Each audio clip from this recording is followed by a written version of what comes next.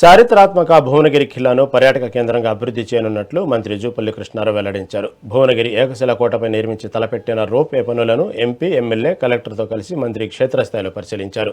Prasad scheme ద్వారా ఈ కోటను అత్యంత అధునాతనంగా తీర్చిదిద్ది అక్టోబర్ 2 నాటికి అందుబాటులోకి తెస్తామన్నారు మంత్రి. రాష్ట్రంలో పర్యాటక రంగాన్ని జాతీయ స్థాయికి తీసుకెళ్లేలా TPP పద్ధతిలో మరిన్ని పర్యాటక కేంద్రాలను అభివృద్ధి చేస్తామని మంత్రి స్పష్టం చేశారు.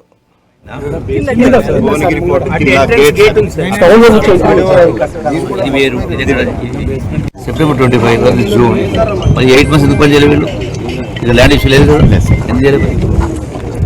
ఈ 8 మంత్స్ నుంచి కూడా మనకు ఈ లెవెలింగ్స్ ఇవన్నీ చేసుకుంటూ కాంట్రాక్ట్ ఉంది సార్. 18 crores ఇంకో ఏజెన్సీ కలకత్తా రోడ్డు. అయితే ఈ ల్యాండ్ ఎక్విజిషన్ లో మేము ఫుల్ ఇన్వాల్వ్ అయినాం. ఆ ల్యాండ్ రైతులు ఇవ్వకపోతే రైతులతోటి ఎంబడి అది చేసినాం. అది మేజర్ టాస్క్ చేసినాం.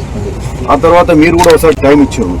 మళ్ళీ మీరు ఆ సందర్భంగా ఇంత ఎలక్షన్లు వచ్చినాయి. వన్ ఆఫ్ బ్రదర్ ఈ లాస్ట్ 3-4 months